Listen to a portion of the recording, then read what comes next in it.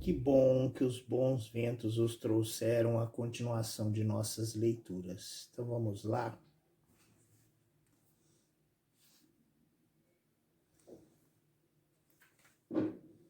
Duzentésima, sexagésima nona noite. Acordada por Dinazada, Sherazade prosseguiu a história da noite anterior, da seguinte forma. Apressou o passo para adiantar caminho, mas como acontecesse algumas vezes que quanto mais se apressa uma pessoa, menos adianta, tomou um caminho por outro e perdeu-se na escuridão, de modo que era quase noite quando chegou à porta da cidade, que para cúmulo de desgraça achou fechada. Este contratempo causou-lhe novo desgosto e foi obrigado a tomar o partido de procurar um sítio para passar o resto da noite e esperar que abrissem a porta. Entrou num cemitério vastíssimo, que se estendia desde a cidade até o lugar de onde vinha.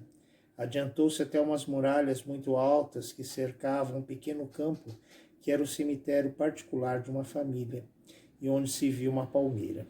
Havia ainda uma infinidade de outros cemitérios particulares, cujas portas não se fechavam todas as horas certas.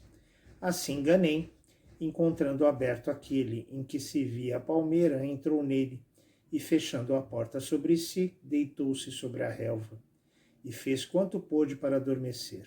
Porém, como o desassossego em que se achava por se ver fora de sua casa o impedia, levantou-se e, depois de ter passado e repassado algumas vezes diante da porta, em dado momento esta abriu-se sem saber porquê, e no mesmo instante avistou ao longe uma lua que parecia encaminhar-se para ele. À vista dela, assustou-se, cerrou a porta com ferrolho e subiu à pressa ao alto da palmeira que o medo lhe fizera aparecer. Em tal emergência, o mais seguro asilo. Uma vez em cima, distinguiu e viu, ao clarão da luz que o assustara, entraram no cemitério 3 homens, que reconheceu como escravos pelo vestuário. Um deles ia adiantado com um facho, e os outros seguiam-no, carregado com um baú de comprimento de 5 para 6 pés, que traziam aos ombros. Puseram-no no chão, e então um dos 3 escravos disse aos seus camaradas: Irmãos, se vos parece, deixemos aqui o baú e tomemos o caminho da cidade. Não, não, respondeu outro. Não é assim que se devem executar as ordens que nossa ama nos deu. Poderíamos arrepender-nos de não as ter executado. Enterremos o baú, visto que assim nos ordenaram. Conformando-se os outros 2 com este parecer, principiaram a abrir uma cova com os instrumentos que para efeito haviam trazido, e depois, metendo nela o baú, cobriram-na com terra que dela tiraram. Feito isto, saíram do cemitério e voltaram para as suas casas. Ganem, que do alto da palmeira ouvira as palavras que os escravos pronunciaram, não sabia que pensar de tal aventura. Julgou que devia haver fechada no baú alguma coisa preciosa e que a pessoa a quem pertencia tinha suas razões para mandar esconder no cemitério. Determinado a averiguar isso, desceu da palmeira. A partida dos escravos dissipara-lhe o susto que tivera. Pôs-se a desentulhar a cova. Em pouco tempo viu o baú descoberto, mas fechado com um forte cadeado. Este obstáculo que o impedia de satisfazer a sua curiosidade contrariou muito, mas não perdeu o ânimo. E logo que o dia principiou a raiar, descobrindo no cemitério algumas pedras grandes, escolheu uma com que forçou o cadeado. Cheio então de impaciência, abriu o baú. Em vez de achar nele dinheiro como imaginara, ficou Ganem espantado ao deparar com uma jovem senhora de beleza sem igual. Pela cor do seu rosto fresco e vermelho, e mais ainda pela sua respiração branda e regulada, reconheceu que vivia, mas não podia perceber como, se somente estivesse adormecida, não acordara com o barulho que fizera forçando o cadeado. Ela tinha um vestido muito rico, braceletes e brincos de diamantes e um colar de pérolas tão fino que se capacitou logo ser uma senhora das principais da corte. À vista de tão belo objeto, não só a compaixão e a inclinação natural para socorrer as pessoas que estão em perigo, mas ainda alguma coisa mais forte que Ganem não podia imaginar, o moveram a dar a esta jovem beleza todo o socorro que dele dependia. Primeiro que tudo, fechou a porta do cemitério, que os escravos deixaram aberta, e depois, voltando, arrancou a senhora do baú e deitou-a sobre a terra que tirara da cova.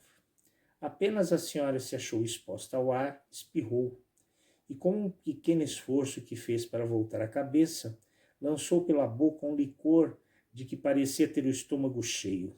Em seguida, entreabrindo e esfregando os olhos, clamou numa voz, da qual Ganem, que ela não viu, ficou encantado. Flor de jardim, ramo de coral, cana de açúcar, luz do dia, estrela da manhã, delícias do tempo. Falai, onde estais? Eram os nomes das escravas que costumavam servi-la. Chamou-as e admirou-se muito de ninguém lhe responder. Abriu finalmente os olhos e, vendo-se num cemitério, ficou muito assustada. O quê? Clamou ela em voz mais alta. Ressuscitam os mortos? Estamos no dia do juízo? Que estranha mudança de noite para amanhã. Não quis Ganem deixá-la mais tempo nesse desassossego. Aproximou-se dela com todo o respeito possível e, informando-a de quem era e por que acaso se achava ali, disse-lhe do modo mais cortês: Senhora, não posso expressar-vos a alegria que sinto de ter me achado aqui para servir-vos como vos servi, e de poder oferecer-vos todos os socorros necessários no estado em que vos encontrais. Contou-lhe em seguida a chegada dos 3 escravos e de que modo tinham enterrado o baú. E ela, que velara o rosto logo que Ganem se apresentara, foi tão sensível à obrigação que lhe devia que lhe disse: Dou graças a Deus por ter me deparado com um homem honrado como vós para livrar-me da morte. Porém, visto que principiastes esta obra tão caritativa, peço-vos que não a deixeis incompleta. Ide à cidade procurar um arrieiro que venha com um macho buscar-me e levar-me para vossa casa neste mesmo baú, pois se fosse convosco a pé, sendo o meu vestido diverso dos das senhoras da cidade, poderia alguém reparar nele e seguir-me, o que me importa muito prevenir. Quando estiver em vossa casa, sabereis quem sou, pela narração que vos farei da minha história. Todavia, persuadi-vos desde já que não servistes uma ingrata. Antes de deixar a senhora, tirou o jovem mercador o baú da cova, encheu-o de terra, tornou a meter a senhora no baú e nele a fechou de tal sorte que não parecia que o cadeado tivesse sido forçado. Porém, receando que ela sufocasse, não fechou bem o baú para que o ar pudesse entrar. Saindo do cemitério, cerrou a porta sobre si e, como a da cidade estivesse aberta, depressa achou o que procurava. Voltou ao cemitério, onde ajudou o arrieiro a carregar o baú e, para tirar-lhe toda a suspeita, disse-lhe que chegara de noite com outro arrieiro que, com a pressa de voltar, tinha deixado o baú no cemitério. Ganem, que desde que chegara a Bagdá se ocupara unicamente do seu negócio, ainda não tinha experimentado o poder do amor. Sentiu então as suas primeiras flechadas. Não pude ver a jovem senhora sem compadecer-se dela. E o desassossego em que se sentia, seguindo de longe o arrieiro junto ao receio de que no caminho acontecesse qualquer acidente que lhe fizesse perder aquela conquista, ensinaram-lhe a penetrar os seus sentimentos. Foi extrema a sua alegria quando, tendo felizmente chegado à casa, viu descarregar o baú. Despedido o arrieiro, mandou fechar por um dos escravos a porta da casa. Abriu o baú, ajudou a senhora a sair dele, deu-lhe a mão e levou-a para o seu quarto.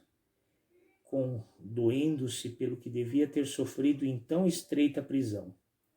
Se padeci, disse-lhe ela, Estou bem indenizada pelo que fizestes por meu respeito e pelo gosto que tenho de ver-me em segurança.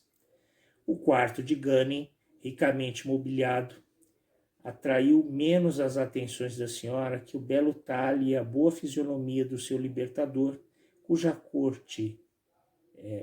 cortesia e modos lisonjeiros lhe inspiravam vivo reconhecimento.